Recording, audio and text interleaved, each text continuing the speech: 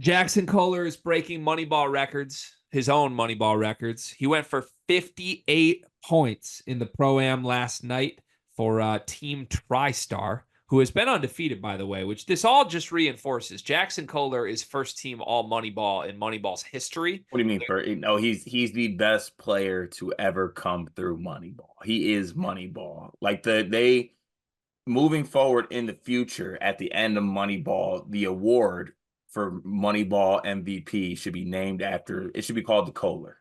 Yeah, he should just be there to like present the award at the end of the every single year. And like honestly, he should own a stake in Moneyball Sportswear. But I digress. Kohler's awesome at Moneyball. That's no new news. That's been news his entire career. 116 to 112 was the win for Team TriStar, who remains undefeated. He had 58 points in this game. That breaks his own record. Last year, he set the Moneyball record for points in a game with 53 points. This year, he gets 58, 2 away from a 60 ball. I imagine that our stance on this remains the same as it did last year, which, if I recall correctly, our stance was, I don't care how much you want to throw Moneyball out the window. 50's 50. It is hard to get 50 in any basketball setting anywhere, no matter how competitive it is or non-competitive it is. It's hard to score 50. And if you score 50, that impresses me. I still feel that way. 58 is 58. You got to try to put 58 on someone's head. And I think that's what happened here as Jaxon Kohler and Garrick Normand got the win against Xavier Booker and Jaden Akins. Yeah, listen, I want to make it extremely clear. Just like you said, 58 is 58. Like I call it Moneyball merchant, call it fake, call it pro-am. Like no, 58 points is a lot of points. If you were to score 58 points, I'd expect to hear about it. If I score 58 points, you're going to hear about it. If I score 10 points, you're going to hear about it. But that's beside the point. Scoring 58 in a game is crazy, right? And look, we talked about it at length. Like the center rotation is what it is. It's the largest discussion in Michigan State basketball for the last 4 years. It seems to be one of the only discussions that happens on a yearly basis, just like clockwork. Jaxon Kohler is probably the best. No, Jaxon Kohler is the best offensive center on this team between him, Carson Cooper, and Zapala, right? And last year, he hurts his foot, puts him behind. He probably doesn't never really gets comfortable, gets in the rotation. That is what it is. Tom Izzo loves to have a center that posts up, right? If he wants to stay with that path and what he wants to do with that, Jaxon Kohler might be the best option for doing that. Now, that messes up things spacing wise, maybe, or some other ways that, Izzo had to get around. But as far as like back to the basket, go make a move, Jaxon Kohler is the best option on this team, whether you think that's a good offensive option or not. Also, the only thing that tarnishes this 58-point game is the 4 wristband photo from the Michigan State. We that has to be discussed. I'm sorry. That I love Jaxon. That's some of the most diabolically nasty swag I've ever seen in my life. Yeah, I think he needs more wristbands is my take from this. Like if we're getting 58-point performances right after putting on 4 wristbands, let's go for 8 wristbands next game. Just get a band around every possible human part of the body. Like let's band everything up. Bando Kohler, let's do it. Let's see what he got. Look, man, I understand that Moneyball is a hot topic and it is also something you are not supposed to draw real conclusions from. That will never be something I can abide by. So here we are. I still believe in Jaxon Kohler. I believed in Jaxon Kohler before this game, before this performance. And it does reinforce why, though. It does reinforce why. Look, man, he to me is the pedigree guy here. And if you want to consider Xavier Booker a center, then obviously he's the pedigree guy. He's a 5-star recruit. But like, I'm looking at the true centers because I think they're going to play Xavier Booker at the 4. Of the true centers on this team, you got Simon Zapala, who never thought he'd be a high major center. You got Carson Cooper, who probably still barely believes he's a high major center. By the way, Carson, I believe, like returned to his team after being out for some games. I think I saw that or something, and I think his team lost after he returned. So it hasn't like it hasn't been the most impressive Moneyball run for Carson Cooper based on all of the reports from people in the gym. Then you have Jaxon Kohler, who was like a big time recruit, right? He wasn't a 5-star. He wasn't a world beater that everybody thought was going to be the best center in MSU history. But he was a guy that coming in, we thought could start right away. He was a guy that we thought like might have real, at least offensive impact off the bench right away. And the reality is he basically missed most of a season last year with an injury. And the Michigan State center spot makes a lot more sense if you buy that Tom Izzo still believes in Jaxon Kohler as their center.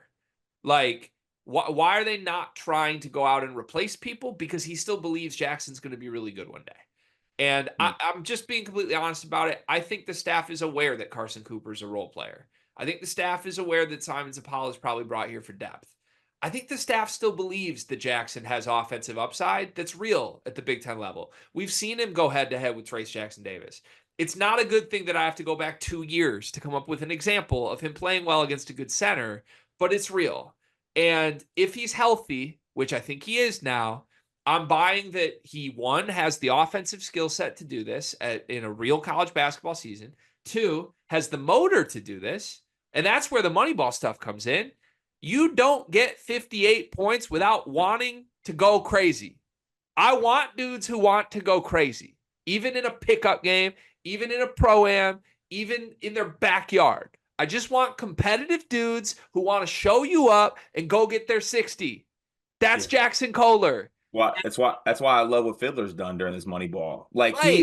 he's gone out every single game and gave you 35 minimum.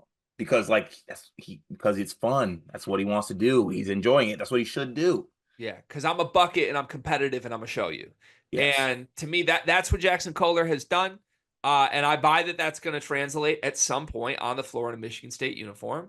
And while we're doing that part of this, I mentioned it was Garrick Norman and Jaxon Kohler against Jaden Akins and Xavier Booker. Last year's 53-point performance came at the expense of Xavier Booker. This seems to be a trend of 50-point performances from Jaxon Kohler when he's head-to-head with the 5-star. What's up with that? Right. And listen, for some reason, maybe there's a tight-lipped policy now at Moneyball Pro-Am where like I can't get any answers on how much maybe a player like Xavier Booker played, who he was checking. But it does raise a question like, did anyone like step up and be like, maybe let's not let Jaxon Kohler give a 60? Or even on the flip side of that, is Jaxon Kohler maybe saying to himself, like, he's taking it personal, which I think is good, by the way. Like, even in a Moneyball setting, even in a Pro-Am setting, the fact that there's competition and a player like Jaxon Kohler is taking it personal that the other big men on the team is on the other side of the ball, even though they're teammates, they're going to go at each other. Now, like I said, I can't get any confirmation on who was checking who, what was going on. But, I mean, I think you made a point about this, Greg. Like, it's hard to assume, or it is hard for me to assume and just look past the fact that, you know, given these two monumental Moneyball games that have happened in the past 2 years, there has been a common factor on the other side. Listen, I don't think there is anything to take away about Xavier Booker's actual defensive ability or anything like that. The takeaway from the Xavier Booker part of this conversation to me is about Jaxon Kohler, not about Xavier Booker. And the takeaway is this. If I were Jaxon Kohler and there was this 5-star kid in my front court that all my fans wanted to be the face of the team, and I had to hear endless stuff about, I hope that guy takes my job, and I hope they go small, and they put him at the 5, and I'm relegated to a bench role because I'm not good enough, I would want to torch that dude. And we got to talk to Jaxon when he was a high school recruit. His self-belief is here. We know that from talking to him. So even if it's like semi-delusional self-belief, I think Jaxon Kohler believes he is the best big on this team, and that includes Xavier Booker. And bottom line is this. You don't get 50 in a Moneyball game without going into the game saying, I'm going to hang 100 on you. You just don't. Like, I understand it's easy to score and you can cherry pick and you can leak out and all of that. We know how these games go, Carr. It's really easy to coast through and get your 30. It's really easy to do that. I've been watching dudes do that for years. You know what we haven't seen before?